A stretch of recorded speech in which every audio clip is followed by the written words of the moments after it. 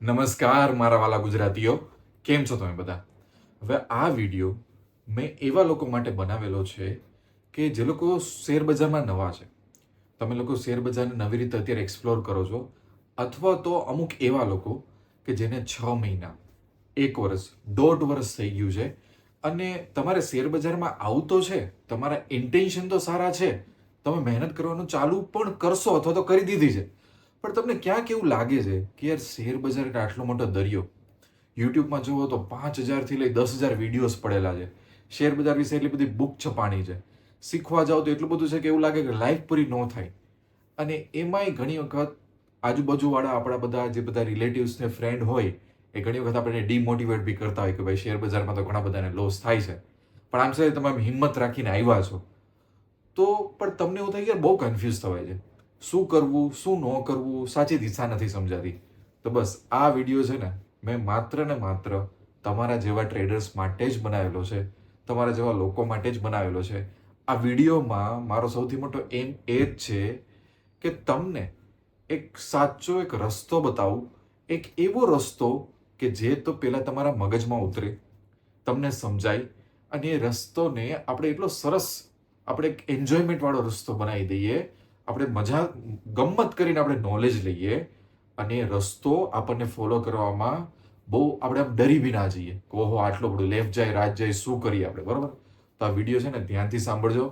તમારી આજુબાજુમાં તમારા ફ્રેન્ડ્સ કોઈ રિલેટિવ શેર બજારથી ડરતા હોય અથવા તો એમાં જમ્પ મારવા માંગતા હોય અને તમને એવું થાય કે ચેતન સરે આ વિડીયોમાં જે બધું ડિસ્કશન કરેલું છે એ વાત ગળે ઉતરે છે, તો મારી એક રિક્વેસ્ટ છે કે ભાઈ એને બી તમારા ગ્રુપ્સમાં કે બીજે ક્યાં વિડીયો શેર કરજો. ચલો હવે સૌથી પહેલા હું તમને થોડાક એક અલગ ટ્રેક ઉપર લઈ જાઉં. અલગ ટ્રેક ઇન ધ શું કે જ્યારે આપણે કોઈ નવા ફિલ્ડમાં આવીએ ને અને એ ફિલ્ડ વિશે નોલેજ ન હોય ને તો શું થાય ખબર છે કે એમાં સમય બહુ જતો રહે આપણો. એવું થાય, માની લો કે કાલ સવારે મારે કોઈ બિઝનેસ કરવો છે અને માની લો કે મારે ગાર્મેન્ટનો બિઝનેસ કરવો છે. હવે મને જ્ઞાન ન હોય અને હું માર્કેટમાં જાઉં તો એવું શું થાય ખબર, 2-4 વર્ષ તો એમને નીકળી જાય એક્સપેરિમેન્ટમાં સમજવામાં, અને પછી 3-4 વર્ષે મને એવું થાય કે યાર મને કોઈ સારો ગાઈડ કરી દીધો હોત ને તો આટલો મારો સમય ન જાત, અથવા તો મને કોઈ ગાઈડ કર્યું હોત ને તો આટલી બધી મિસ્ટેક ન થાય. તો જ્યારે શેર બજારમાં આવો ને તો શેર બજાર આમ દૂરથી તમે જોવો ને દૂરથી તો તમને એક એવું ફીલ લાગે કે હા યાર પૈસા બનાવવાળા તો પૈસા બનાવી નાખે છે, અથવા તો તમને એવું બી લાગે યાર આમાં તો મોટા મોટા પૈસા બી જશે. પછી તમને એવું લાગે યાર જો ગાડી ટેક ઉપર આવી ગઈ ને તો હોઈ શકે કે આપણે બહુ સારા પૈસા કમાઈ લે, આપણું ફેમિલી આગળ જાય. પછી એક બાજુથી એવું થાય કે બરોબર છે પણ જે અત્યારે જે ઇન્કમ છે એમાંથી પાછા લોસીસ દેવા ન પડે. આવું બધું ઘણું બધું આપણા મગજમાં ચાલતું હોય. બીજી વસ્તુ, જ્યારે તમે શેર બજાર શીખવાનું શરૂ કરો તો આજકાલ ઘણી બધી ઇન્સ્ટાગ્રામ ચેનલ્સ છે અને યુટ્યુબ ચેનલ છે અને એ બહુ સારી વસ્તુ છે. પહેલાના સમયમાં તો આટલું બધું હતું નહીં, એટલે ઇન્ફોર્મેશન છે, પણ આ જ ઇન્ફોર્મેશન છે ને એ એક નવો પ્રોબ્લેમ પણ ઊભો કરે છે. શું ખબર છે કે એટલી બધી ઇન્ફોર્મેશન છે કે આપણને ખબર ન પડે કે ભાઈ આપણે શું કરવું, આપણે એ ફોલો કરવું, બી સી ડી શું ફોલો કરવું, કારણ કે ઘણા બધા વિડીયોઝ છે. બીજું, શેર બજારમાં આવો તો ટ્રેડિંગ બી અલગ અલગ ટાઈપનું છે. Intraday trading, options trading, future trading, option selling, hedging, ઘણું બધું છે. ઇટીએફમાં આ કરો, ફલાણું કરો, તો શું કરવું, બરાબર? તો હવે હું છે ને હું તમને સ્ટેપ બાય સ્ટેપ ગાઈડન્સ આપું છું કે સૌથી પહેલા તો તમે આટલી બધી ઇન્ફોર્મેશન છે ને કન્ઝ્યુમ કરવાનું બંધ કરી દો. શેર બજાર વસ્તુ કેવી છે ખબર છે, જો તમે શેર બજારમાં એવું માઇન્ડસેટ લઈને આવ્યા ને કે તમને એવું થશે કે ઓહો હું તો રોજ આટલા વિડીયો જોઈ નાખું, હું તો ઇન્સ્ટાગ્રામમાં આને ફોલો કરું છું, હું તો યુટ્યુબમાં આને ફોલો કરું છું. મને ઘણીવાર ક્વેરીઝ બી આવે કે ચેતનભાઈ તમે અમુક બુક્સ કહો ને અમે બુક્સ પરચેસ કરી લઈને આમ કરી લઈએ. જો ત્યાંથી જ એક સૌથી મોટો પ્રોબ્લેમ શરૂ થાય.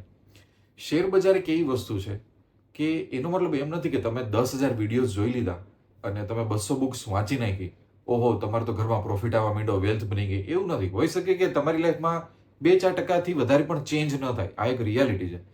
કારણ કે આપણે અત્યારે સ્કૂલમાં નથી, આપણે કોઈકની અહીંયા એક્ઝામ નથી દેવાની, અથવા તો આપણે કોઈકની અહીંયા જોબ નથી કરવાની. એટલે અહીંયા કેવું છે, ઓહો આટલું વાંચી લીધું તો તમને 100માંથી 100 આવી ગયા. આ એવું ફિલ્ડ નથી. અને હું તમને એક સ્ટેટમેન્ટ પાછું કહું છું, તમને થોડું કડવું લાગે તો અથવા એમ થાય કે આવું તો મેં ક્યાંય સાંભળ્યું નથી. એવું જરાય નથી કે તમે 500 વિડીયો જોઈ લીધા, 100 બુક્સ વાંચી લીધી, આમ કરી લીધું, આમ કરી લીધું, તમારો પ્રોફિટ વધી જશે. એવું નથી. કારણ કે અહીંયા નોલેજનું ઇમ્પોર્ટન્સ આખું અલગ છે. નોલેજનું ઇમ્પોર્ટન્સ છે પણ બહુ અલગ રીતે છે. નોલેજ કરતાંય સૌથી વધુ અહીંયા જે વસ્તુની ઇમ્પોર્ટન્ટ છે ને એ તમારો એક્સપિરિયન્સ, એટલે કે તમારો અનુભવ.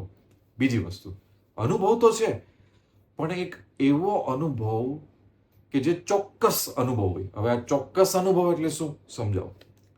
શેર બજારમાં જો તમે હું કહું એ રીતે તમારે આગળ આવવું હોય, આટલા બધા વિડીયોઝ ન જોવા, એટલું બધું કન્ફ્યુઝ ન થવું હોય, આટલું બધું ડરવું ન હોય, તો શેર બજારમાં હું એક તમને ગીતાનું એક્ઝામ્પલ આપું. ભગવદ્ ગીતા, જેને આપણે બધા ઘરમાં રાખીએ છીએ ને આપણે સમજીએ છીએ.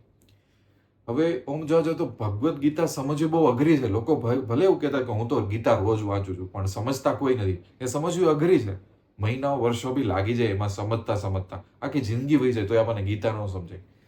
પણ ગીતામાં એક વસ્તુ આવે, ગીતાનો સાર.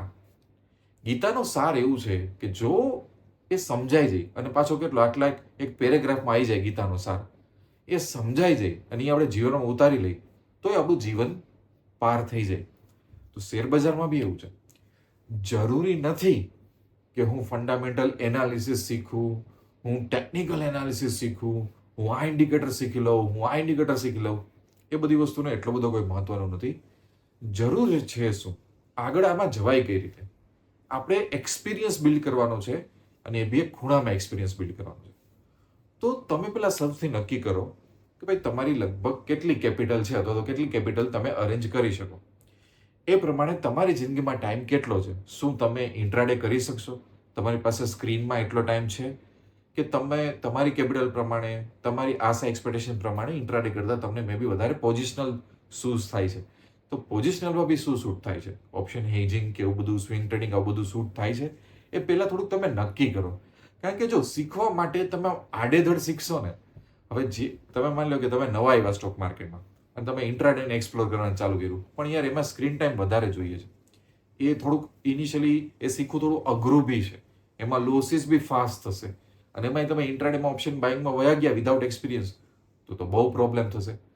જો તમને ટાઈમ નથી તો તમારા માટે પોઝિશનલ જે બધી સ્ટ્રેટેજીસ છે એ શીખવી બહુ જરૂરી છે. તો પહેલા તમારી પાસે કેપિટલ કેટલી છે, તમારી પાસે મૂડી કેટલી છે. પછી વધારે ટેન્શન લીધા વગર તમે જાણો કે યાર ઇન્ટ્રાડે શું છે, તમે જાણો ઓપ્શન બાઇંગ શું છે, તમે જાણો ઓપ્શન સેલિંગ શું છે, સ્ટોક માર્કેટ ખરેખર કામ કેવી રીતના કરે છે.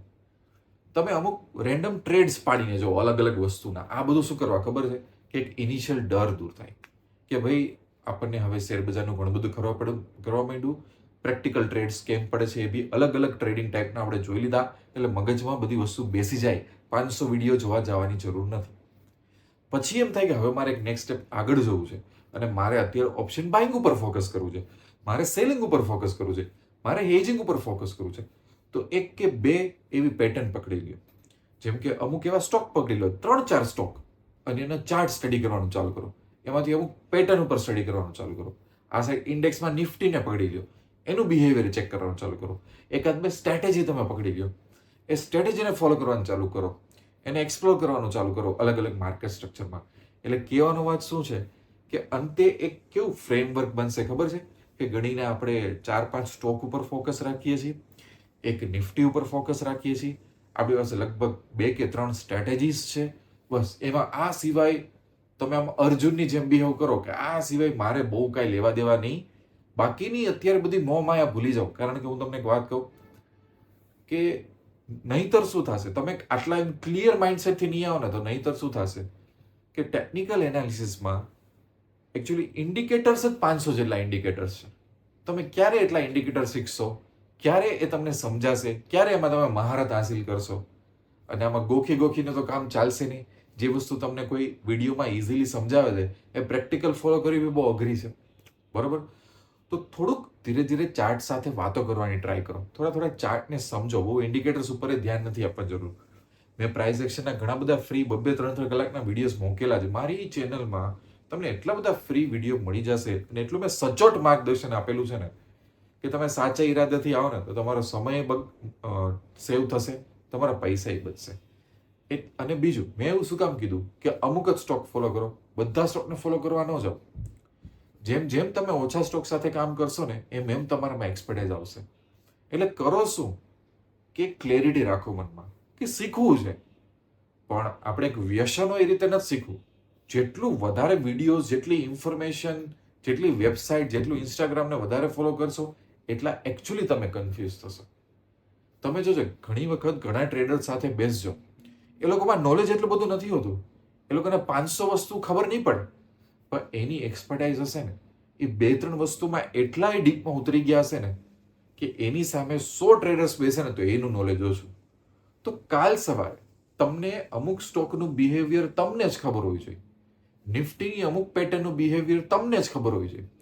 તમારી પાસે જે 2-3 સ્ટ્રેટેજીસ છે એમાં એટલા ડીપમાં ઉતરી જાઓ કે લોકો એમ કે યાર આટલું ડીપમાં, મતલબ તમે એક એક્ઝામ્પલ આપો કે માની લો કે આપણને કંઈ બીમારી થાય તો આપણે પેલા એક નોર્મલ ફિઝિશિયન પાસે જઈએ, પછી એમ કે હા તમારે તો કિડનીનો ઇસ્યુ છે કે હાર્ટનો ઇસ્યુ છે તો તમે એની પાસે જાઓ. આવું શું કામ થાય છે કે એક અંગ ઉપર એક્સપર્ટાઇઝ મેળવવી બહુ ડિફિકલ્ટ છે. પછી એ માણસને એકવાર કિડની ડોક્ટર બને ને પછી એને ખબર હોય કે ભાઈ કયા કયા ઇસ્યુઝ થવાના છે, એકદમ કોન્ફિડન્ટ હોય, એનો ચાર્જ બી બહુ મોટો હોય પાછો, હે ને.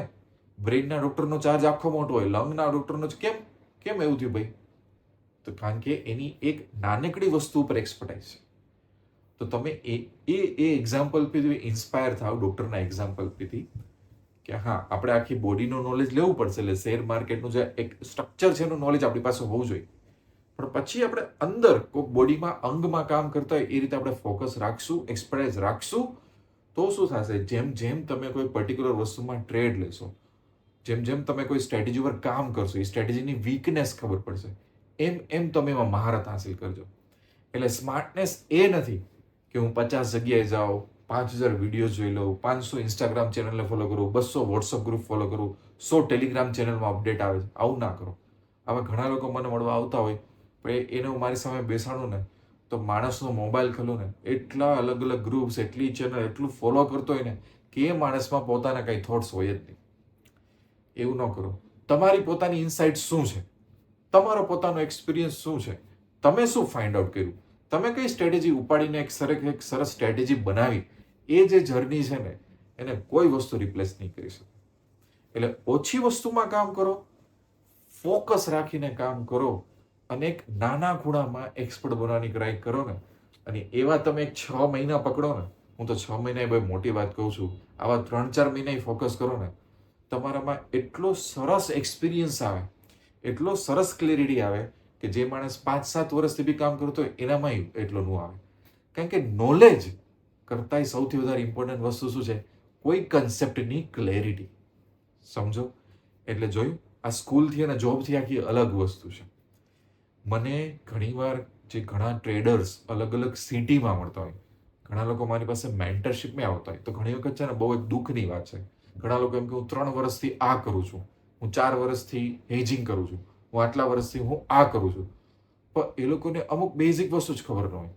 કેમ ખબર ન હોય ખબર છે?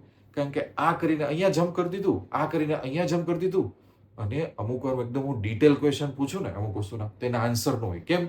બધી વસ્તુ કરેલી છે, પણ બધી વસ્તુ સરફેસ લેવલ ઉપરથી કરેલી છે. કોઈ વસ્તુને દ્રઢ નિશ્ચયથી એક ક્લેરિટી રાખી અને આપણે ડીપમાં ઉતર્યા જ નથી, આપણે એ ક્લેરિટી મેળવવાની ટ્રાય જ નથી કરી, એટલે 6 વર્ષ વયા ગયા ને તો આપણને એક સાચો રસ્તો ન મળે, આપણને ક્લેરિટી ના મળે. તો મારે જેટલું તમને માર્ગદર્શન આપવાનું હતું એ મેં તમને આપી દીધું. કહેવાની વસ્તુ એટલું જ કે માઇન્ડમાં ક્લેરિટી રાખો, બને એટલા એક સ્ટોક માર્કેટમાં ખૂણામાં કામ કરવાની ટ્રાય કરો, અમુક લિમિટેડ સ્ટોક્સમાં કામ કરો, નિફ્ટીની અમુક પેટર્ન્સ જોઈ લો, અને ઓપ્શન બાઇંગ, ઇન્ટ્રાડે કે હેજિંગ તમને જે ગમતું હોય એમાં ધીરે ધીરે અમુક જ ખૂણામાં અમુક જ સ્ટ્રેટેજી પકડો અને એને ડીપમાં એક્સપ્લોર કરવાની ચાલુ કરી દો.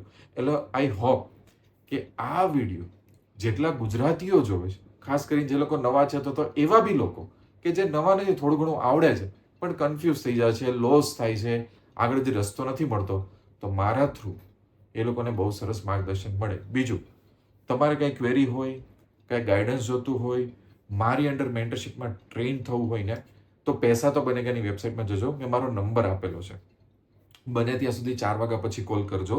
અહીંયા ટેલિગ્રામની બી લિંક આપેલી છે. ઘણી વખત ટેલિગ્રામમાં ઇશ્યુઝ આવતા હોય છે, પણ મારી પર્સનલ ટેલિગ્રામની બી લિંક છે, પણ ફોન નંબર તો આપેલો છે. ફોન ના ઉપાડું તો ટેક્સ્ટ મેસેજ કરજો, વોટ્સઅપ ન કરતા, વોટ્સઅપ બહુ આવે છે, હું આન્સર નથી કરી શકતો, તો હું તમને ગાઈડ બી આપીશ.